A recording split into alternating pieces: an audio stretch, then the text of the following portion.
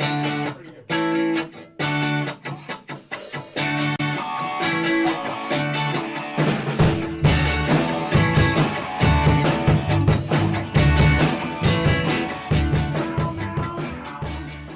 guys, here we go. What's up? Not too much. Hey, not too much. Okay, we're here with the Cow Jammers. Where did you come up with the name? Actually, our cow leader, Tracy Consoli, said she's going to put us on the bill as that one. We actually, three of us started a band with another guy called We Just Met, because we basically all just met one day, and so I said to everybody, we just met, we don't really have a band name, and somebody piped up, we just met. So, but we're missing that fourth member, so he's not here at the moment. So we've been called the Cow Jammers because I actually run an event called Cow Jam. So it's kind of like the Cow House Band, sort of point two. Okay, and you guys are kind of an international band, it looks like. Where are you all from? I guess I'll start. I'm from Houston, Texas. Okay. Been in Japan about 4 months, but I'm half Japanese. So I spent many years in Japan, and I just moved here to spend time with family and relearn Japanese because I forgot. Awesome.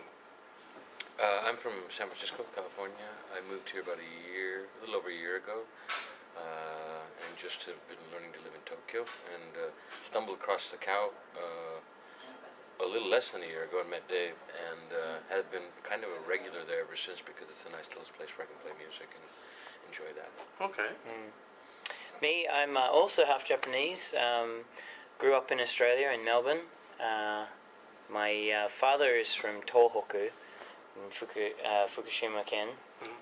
A little place called Aizu Wakamatsu, which is really cold right now. I also am trying to learn Japanese because my father never spoke to me in Japanese at all when I was a kid, so I'm having to learn it all by myself now. Yeah, but I've been in Tokyo for almost 5 years, and total time in Japan about 8 years. Second time to live and work in Japan, but I have lots of family in around the eastern side of Japan anyway. Yeah. Okay, cool. Yeah. And last? I'm from Osaka, Japan. I'm Japanese. I'm not gaijin. Oh, okay. Yeah. Really? And He's gaijin to us. Yeah. He's the foreigner. I'm just a gaijin for them. Yeah.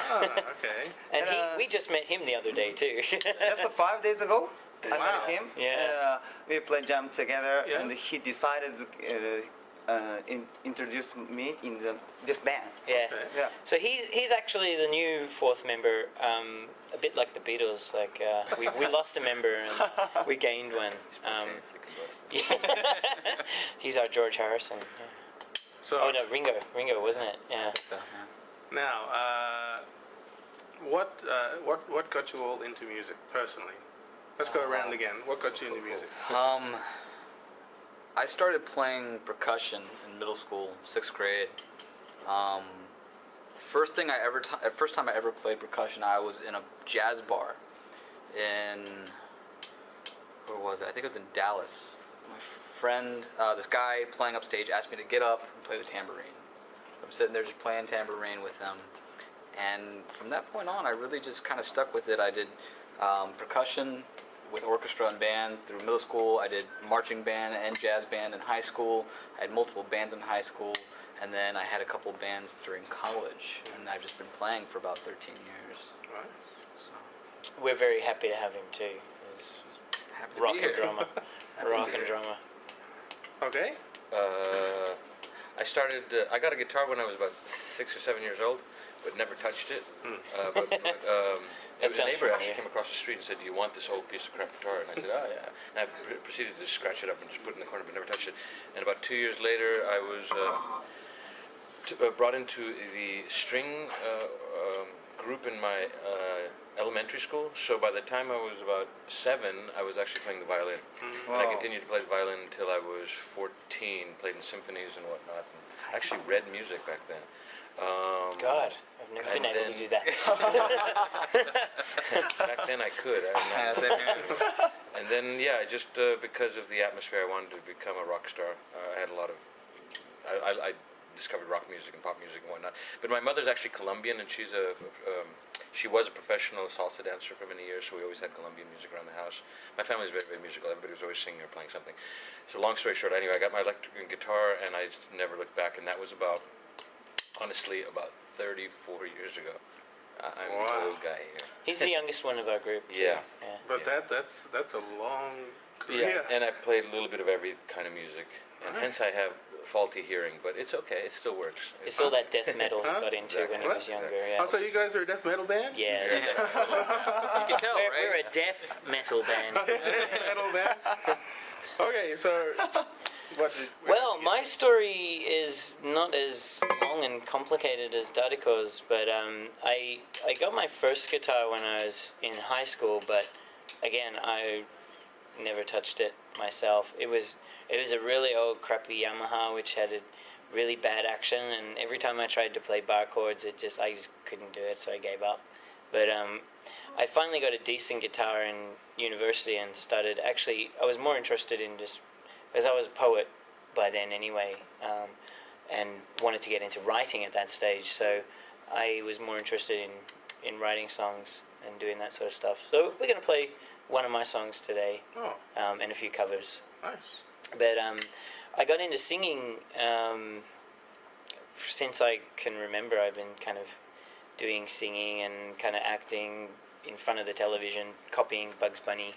It's the Japanese karaoke. Yeah, it's the karaoke side in me. Yeah, but grew up listening to ABBA, so I was like, sitting in the lounge room going, "Dancing Queen." And I think my parents might have been a bit worried at that stage, but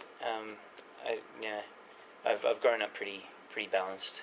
But in university, I actually had an amazing vocal teacher who one day I said, "Oh, do you reckon I could sing opera?" And he was just going, "Yeah."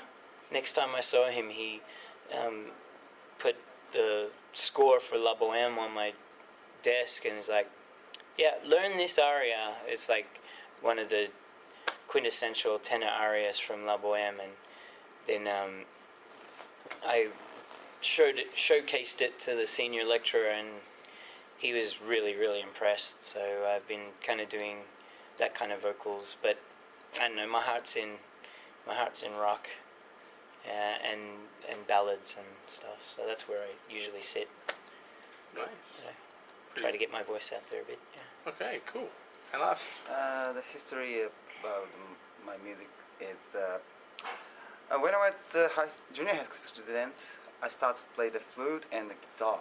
And that flute is not Western flute, and Japanese flute. It's called hue.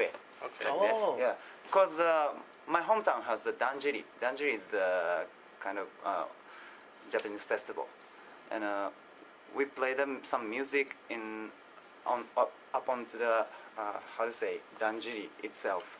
It's a kind of car. Yeah. Kind of like a Big- float, big- like a parade float. Got, Oh, okay. Human moved vehicles. Yeah. Right. Yeah. Right. And I was playing on flute, and in person, I want to be a rock star. I wanted to be, so I started to play the electric guitar, and now I'm still dreaming to be a guitarist. So this time I play the guitar in this band, but officially I'm a singer. I mean I make my living with my singing skill now. So, but I don't want to do this dancing and singing in front of the customer. I just want to play the guitar. So this time it's so fantastic for me because this is first time for me to play the guitar in front of the customer.